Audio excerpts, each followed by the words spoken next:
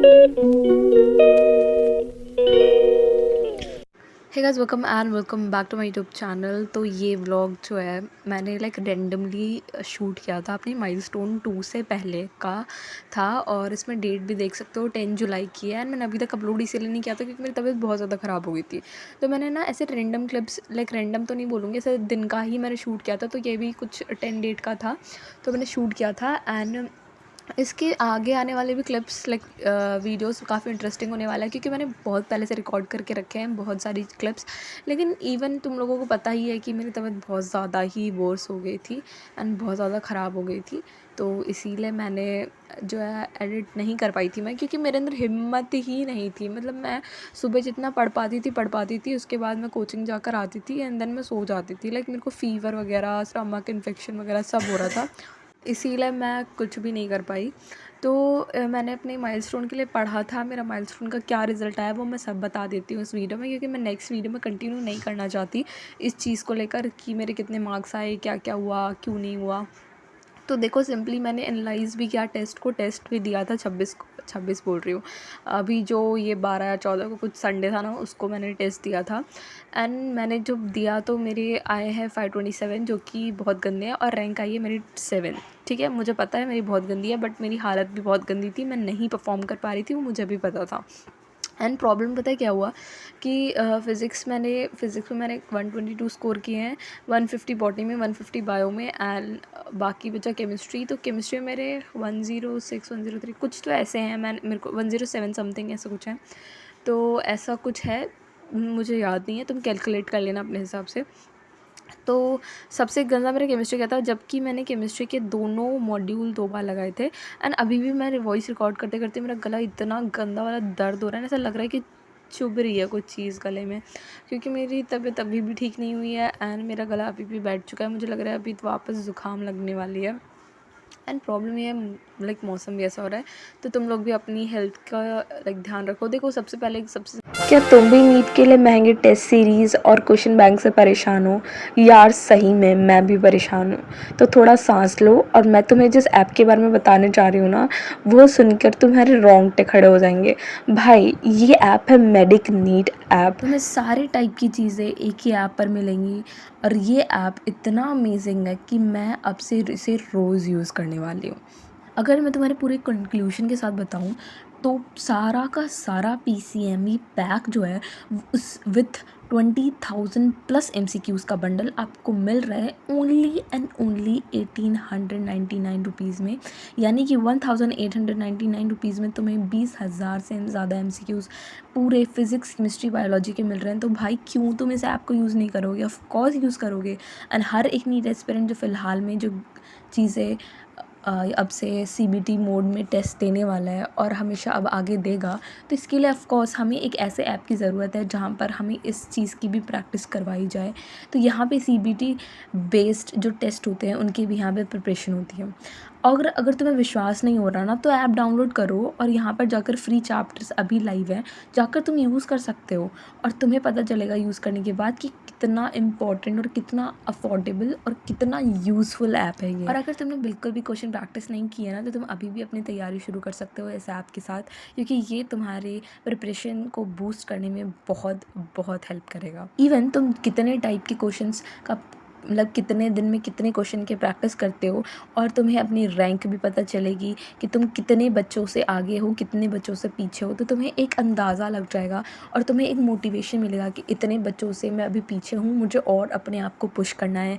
तुम ज़्यादा question practice करोगे। यहाँ पे हर टाइप के तुम्हें क्वेश्चंस मिलेंगे, बायोलॉजी, फिजिक्स, केमिस्ट्री के, चाहे वो CBT बेस हो, NTA बेस हो, PYQ बेस हो, NCERT बेस हो, MCQs बेस हो, असर्शन रीज़न बेस हो, या फिर डिटेल्ड में जो अभी क्वेश्चंस पूछने लग गए हैं स्टेटमेंट वाइज, वैसे क्वेश्चंस हो। यहाँ पर हर टाइप के क्वेश्चंस अवेलेबल हैं। और आज अगर मैं तुम्हें बताऊँ कि 2026 से या 2025 से, तो हर एक नीट एस्पिरेंट इन्हीं प्रॉब्लम से जूझ रहा है। रीजनिंग बेस हो गया, या फिर और यूज़ करो, अपना एक्सपीरियंस शेयर करो। और हाँ, डिस्काउंट के लिए मेरा कूपन कोड यूज़ कर सकते हो, हर्षिता20। तो जल्दी जाओ और डाउनलोड करो और अपना एक्सपीरियंस शेयर करो। गलती मैंने की कि अपनी हेल्थ को ज़्यादा प्रायोरिटी नहीं दी मैंने, मतलब हेल्थ ख़राब हो गई थी तो भी मुझे खुद स्टेप लेके दवाई लेनी चाहिए थी। ऐसा नहीं है कि मम्मी पापा के भरोसे बैठे रहो, क्योंकि मम्मा पापा लेंगे, लेकिन सबसे पहले बच्चे को भी थोड़ा एक्टिव होना चाहिए ना कि हाँ, मेरी तबीयत ख़राब हुई तो मुझे जाके दवाई लेनी पड़ेगी, क्योंकि अगर मैं दवाई नहीं लूँगी तो मेरे ही पढ़ाई के टाइम ख़राब जाएंगे। मुझे पता था, मुझे सब कुछ पता होता है, पर एट दी एंड वही होता है जो मेरी मर्ज़ी चलती है, मैं वही करती हूँ भाई। मतलब मुझे ना अपने पेरेंट्स की भी सुननी पड़ेगी थोड़ा बहुत, क्योंकि वो हर टाइम सही होता है और मैं हर टाइम गलत होती हूँ। एंड हमेशा मैंने 11th में भी जब मेरे को डेंगू हुआ था तो मैंने यही गलती की थी कि मैंने उस टाइम भी पेरेंट्स की बात नहीं सुनी थी। फिर डेंगू हो गया था एंड देन मैं एडमिट हो गई थी, बहुत ज़्यादा प्रॉब्लम्स हुई थी एंड देन पढ़ाई में बहुत ज़्यादा लॉस हो गया था। तो वैसे ही अब मैं दोबारा में जब भी हेल्थ ख़राब होगी ना तो मैं पढ़ाई में लॉस होता है, बहुत ज़्यादा होता है, आई स्वेयर बहुत होता है। उसके बाद मार्क्स कम आते हैं, डिमोटिवेशन होता है एंड बहुत बुरा लगता है। तो इसीलिए है कि तुम बस कुछ भी मत करो, पढ़ना लिखना छोड़ दो, लेकिन सबसे पहले अपनी हेल्थ को ठीक करो यार। हेल्थ इम्पॉर्टेंट है, सोना इम्पॉर्टेंट है, खाना इम्पॉर्टेंट है, बॉडी इम्पॉर्टेंट है, उसके बाद आती है पढ़ाई। यार तुम्हारी मेंटल पीस का ना धज्जियाँ उड़ जाती है ना तो फिर कोई फ़ायदा नहीं है किताब लेके खोल के बैठने का।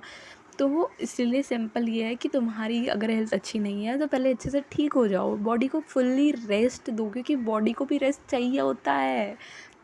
तो बस इसीलिए मैं तुम लोगों को इतना ही ज्ञान दूंगी आज कि बॉडी का भी ध्यान रखो यार प्लीज़, बहुत इंपॉर्टेंट है वो भी एंड बहुत ज़्यादा इंपॉर्टेंट है। ऐसा नहीं है कि हो रही है फीवर, होने दो, मैं तो पढ़ूंगा लिखूंगा, मेरा टाइम वेस्ट होता है इन सब चीज़ों में, होगा। लेकिन उसके बाद जब 2-3 दिन बाद जो इतनी एक्सट्रीम फीवर हो गई ना, तुम्हारे 4-5 दिन वैसे ही चले जाएंगे। इससे बढ़िया कि जब कम फीवर है, कम ज़ुकाम है, कम हेल्थ प्रॉब्लम हो रही है तो तभी दवाई लेकर रिकवर हो जाओ, वरना आने वाले कुछ दिनों बाद तो तुम उस 3-4 दिन के लायक भी नहीं बचोगे भाई। तुम्हारी हालत इतनी ख़राब हो जाएगी कि और ज़्यादा दिन वेस्ट हो 4 घंटे जाएंगे। होने को आए पढ़ते पढ़ते, और मैंने खाना खा लिया है। मम्मी ने सब्ज़ी रोटी बनाई थी वो मैंने खा लिया। अब मैं ना लाइक मम्मा ने ये बनाए थे 2-3 दिन पहले, और मुझे ना आजकल बहुत ज़्यादा मीठे की क्रेविंग होती है, पता नहीं क्यों। लाइक बहुत ज़्यादा, कभी अचानक से तीखे की क्रेविंग होगी, तीखा खाने के बाद मीठे की क्रेविंग होगी, मतलब लेजिट भाई कैलोरी इतनी ज़्यादा हो गई है ना। लेकिन ठीक है, इतना तो चलता है यार, ठीक है। तो अभी ये खाकर फिर हम वापस से पढ़ने बैठते हैं, तो लेट्स गो।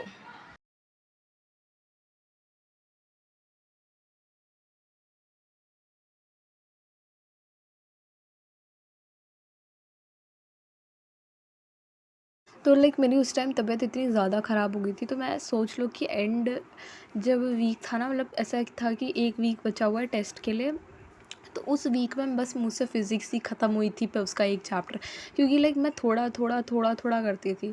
तो भी लाइक मैंने मॉड्यूल नहीं सॉल्व की थी, मैंने सिर्फ नोट्स जो मैंने भी प्रिंट दिख रहे हैं तुम लोगों को पवन सर के, जिससे कि मैंने पढ़ा था, सिर्फ पवन सर के लेक्चर देखने से और उनके नोट्स एक बार लगा के जाने से, सिर्फ एक बार, और शॉर्ट नोट्स पढ़ के खुद से बनाए मैंने उनके नोट्स से, तो बन के लाइक ये सब करने के बाद भी मेरे 122 आए। तो मुझे तो खुशी है भाई कि कम से कम पवन सर की कृपा से मेरे ऊपर कृपा हो गई, वरना तो टेस्ट में मेरे ऊपर कुछ और ही हो जाता। तो इसीलिए मैं पवन सर भाई बहुत अच्छे टीचर हैं यार, बहुत अच्छे क्वेश्चंस करवाते हैं, बहुत अच्छे क्वेश्चंस, लाइक सारे टाइप के क्वेश्चंस वो करवा देते हैं, इसलिए मुझे उनकी चीज़ बहुत अच्छी लगती है ये। तो अभी बस इतना ही है। एंड सच बताऊँ तो अभी जो डेट, जैसे आज की डेट 17 हो चुकी है और मैं आज वॉइस ओवर कर रही हूँ एंड कल अपलोड कर दूँगी वीडियो। तो वैसे अगर मैं तुम लोगों को सही बताऊँ तो मेरी परसों से एग्ज़ाम स्कूल की चालू हो रही हैं, मतलब मंडे से। एंड साथ साथ बस इस संडे तो जाने के बाद जो अगला वाला संडे आने वाला है उसमें मेरा सबसे पहले माइलस्टोन भी है, जिसमें हाइड्रोकार्बन जीओसी सब आ रहा है। उसके बाद तुम लोगों को पता है एक और चीज़ बताती हूँ कि जो 26 को टेस्ट होगा उसके अगले वाले जो संडे को हमारा AITS होने वाला है। एंड AITS का सिलेबस लाइक जो पढ़ा हुआ है उसी में से आएगा, 2-2 3-3 ऐसे चैप्टर कुछ, जो कि मैं तुम्हें बता दूँगी आगे। बट तुम्हें पता है हम जो सेंटर है ना वो न्यूली सेंटर है, तो जो पुराने वाले सेंटर है ना जो कि काफ़ी बड़ा है, वहाँ पर हमारा सेंटर लगेगा और वहाँ पर कंप्यूटर बेस वगैरह टेस्ट होगा हमारा, जिससे हमारी प्रैक्टिस होगी एंड जो कि बहुत ज़्यादा अमेजिंग है। और तुम्हें पता है हमारा जो सेंटर अभी न्यू खुला था ना, उसमें सिर्फ 21-22 ऐसे कुछ बच्चे थे, ज़्यादा नहीं थे। उनमें से 7 लोगों का सिलेक्शन हो गया, जो कि बहुत बड़ी बात है भाई। सोचो पूरी PW में सिर्फ 21 बच्चे में से 7 बच्चों का सिलेक्शन हो गया है।